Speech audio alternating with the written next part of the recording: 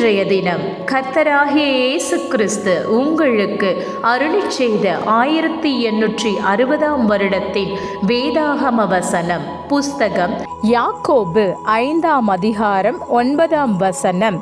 நியாயாதிபதி கதவுக்கு முன் நிற்கிறாரே. இவ்வசனத்திற்குரிய சிறிய வெளிச்சம் இதோ. வானத்திலிருந்து ஒரு துளி மழை விழுவதற்கு முன்னதாகவே நோவா பேழைக்குள்ளாக சென்றான். அணுகுண்டு இந்த தேசத்தை தாக்குவதற்கு முன் சபையானது கர்த்தராகிய இயேசுவை சந்திக்கும்படி எடுத்துக்கொள்ளப்படுதலில் சென்றுவிடும்.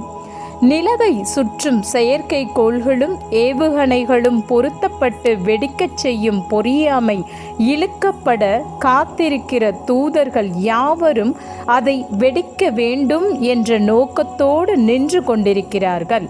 அல்லேலூயா! பரலோகத்தின் மகத்தான நடைபாதைகள் முழுமையாக நிரம்பி இருக்கின்றன. சுரமண்டலங்கள் சரியான கதியில் இருக்கின்றன.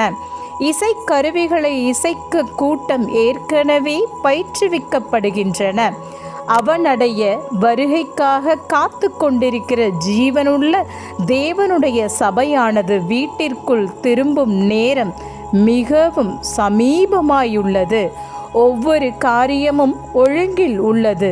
நீங்கள் மகிழ்ச்சி அடைகிறீர்களா? ஆமேன். ஹல்லேலூயா.